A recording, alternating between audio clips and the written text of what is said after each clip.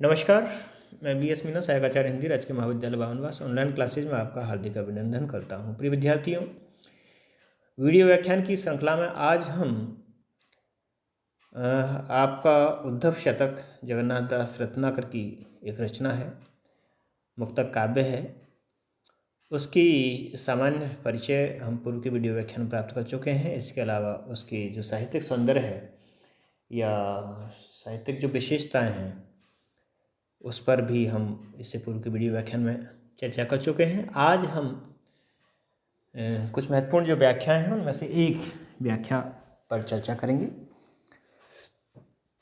आइए सर्वप्रथम हम इसका वाचन करते हैं। भेजे मन भावन के उद्धव के आवन की, भेजे मन भावन के उद्धव के आवन की, सुधी ब्रज गावन में पावन जवे लगीं, कहे रत्नाकर ग्वालन की झोरी झोरी, दौरी दौरी नंद पौरी आवन लगे तवे लगीं, उझक उझक पद कंजन के पंजन पे, पेखी पेखी पाती छाती छोहनी छवे लगी। देखिए अनुप्रास का कितना सौंदर्य कवि ने इस पंक्ति में किया है। पेखी पेखी पाती, पै पै पै वर्ण की आवृत्ति हो रही है ना, तो अनुप्रास है। छाती छोहनी छबे लगी, हमको लिख्यो है कहाँ, हमको लिख्यो है कहाँ, हमको लिख्यो है कहाँ, कहन सबे लगी। उद्धव जब ब्रज में आता है, गोपियों को पता चलता है, तब क्या दशा होती है। इससे पहले कि हम इसकी व्याख्या पढ़ें, शब्दों पर गौर कर ले जरा। मन भावन, मन को अच्छे लगने वाले। आवन, आने की, आगमन। शुद्धि, सूचना। पावन, पाना, प्राप्त करना। झौरी, झंड, समूह। पौरी, द्वार। उझक, उचक्कर। पौरी यानी द्वार, उझक यानी उचक्कर। पद पंजनी, चरण कमल। पेखी यानी देखकर। पाती यानी पत्र। छोहन, विकलता। उत्कंठा। तो उद्धव शतक जो रचना है कवि जगन्नाथ दास रत्नाकर की, उसका एक छंद है और इसका जो प्रसंग है वह यह कि उद्धव उनके प्रिय श्री कृष्ण का कोई संदेश लेकर आए हैं, तो वे प्रियतम का संदेश जानने के लिए अत्यंत व्यग्र हो जाती हैं, बेचैन हो जाती हैं गोपियाँ। और उसी क्रम में यदि हम व्याख्या देखें तो अर्थ ये होगा कि जब मन भावन यानी श्री कृष्ण द्वारा भेजे गए दूत उद्धव के आगमन की सूचना गोपियों को प्राप्त होती है, तो वे समूह में दौड़ दौड़ कर अपने प्रियतम से मिलने के लिए नंद के द्वार पर आने लगती हैं।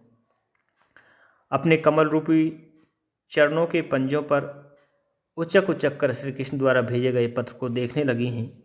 सभी गोपियों का हृदय क्षोभ उत्कंठा मिश्रित व्याकुलता से भर उठा। सभी गोपियाँ कहने लगे कि श्री कृष्ण ने उनके लिए क्या लिखा है, हमारे लिए कृष्ण ने क्या संदेश भेजा है।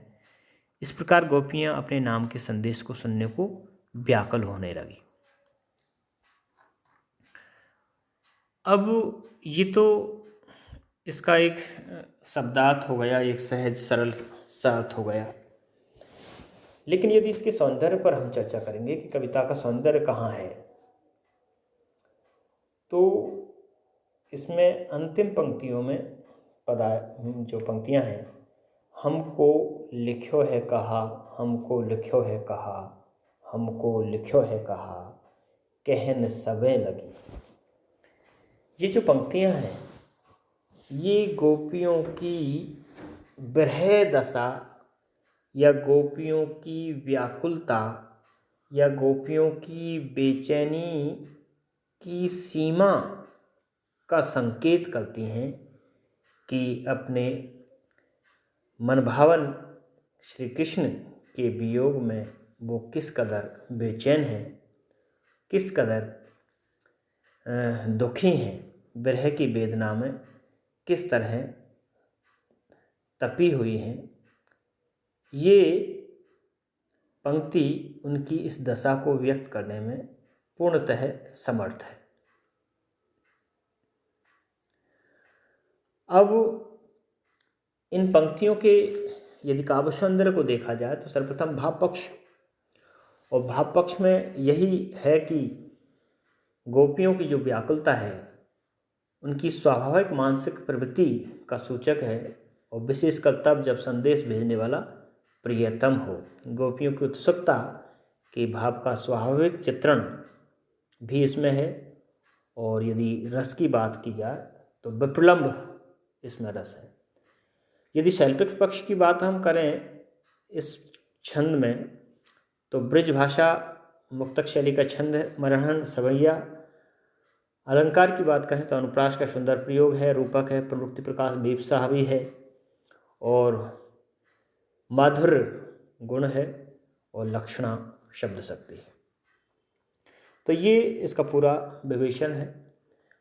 ध्यान रखें कि जब आप व्याख्या करते हैं तो संदर्भ आपको पता होना चाहिए, फिर वो जो छंद है, वो जो पद है, उसमें प्रसंग क्या है ये भी आपको पता होना चाहिए। फिर आप उसकी व्याख्या करेंगे और उसका मैं जो काव्य सौंदर्य है उसको भाव पक्ष और कला पक्ष के माध्यम से बताएंगे। तो ये व्याख्या का आपका पूरा का पूरा जो चरण है वो पूरे हो जाते हैं, और इस हिसाब से फिर आप इसमें अंक प्राप्त कर पाते हैं। यदि एक भी चरण आप इसमें पूर्ण नहीं कर पाते हैं तो फिर वहाँ पर नंबरों की कटौती हो जाती है। तो व्याख्या करते समय आप इन चरणों का ध्यान रखें। आप सर्वप्रथम उसको रचना को पढ़ें, शब्दार्थ लिखने की आवश्यकता नहीं है, ये तो यहाँ समझाने के लिहाज से मैंने आपको बताया है। आप संदर्भ लिखें, संदर्भ में वो जो पंक्तियाँ हैं वो कवि और उसकी किस रचना से उद्धृत की गई हैं ये आपको बताना है। प्रसंग में उस पद में, क्योंकि मुक्तक काव्य है तो अभी उसमें एक कथा वस्तु रहती है, और यदि महाकाव्य है तो वो तो पूरी तरह से एक कथा उसमें रहती है। तो उस कथा को अभिव्यक्त करने वाले जो छंद हैं उनका पूर्व पर संबंध होता है। तो कथा, इस पद के पूर्व की कथा क्या है, आने वाली कथा क्या है, उसके बीच में प्रसंग क्या है, तो उसको आपको प्रसंग के माध्यम से बताना होगा कि इसमें जो गोपियों की विरह दशा है, कृष्ण के द्वारा भेजे गए संदेश को व्यक्त करती हुई वो कहती हैं कि, तो इस तरह से आपको उससे जोड़ना है, फिर उसका एक सामान्य अर्थ बताना है, फिर उसमें जो विशेषता है काव्य सौंदर्य के माध्यम से उसको आपको बताना है। तो इस तरह से ये जो व्याख्या है ये आपकी पूर्ण होती है। ध्यान रहे कि आप उस कविता के सौंदर्य को अवश्य स्पष्ट करें, तभी जो परीक्षक है जब आपकी कॉपियाँ जांच करेगा तो उसको पता चलेगा कि विद्यार्थी को इसकी जो पद है इसके भाव पक्ष को विद्यार्थी समझ पाया है या नहीं, या फिर इसके कला पक्ष के बारे में भी विद्यार्थी को कोई जानकारी है या नहीं, क्योंकि इसी से उस कविता के बारे में विद्यार्थी की समझ को समझा जा सकता है। तो आप इन स्टेप का खासा ख्याल रखें। आज के इस वीडियो व्याख्यान में इतना ही पर्याप्त। आगे की वीडियो व्याख्यान में हम पुनः किसी एक अन्य छंद को लेकर उपस्थित होंगे। तब तक के लिए धन्यवाद।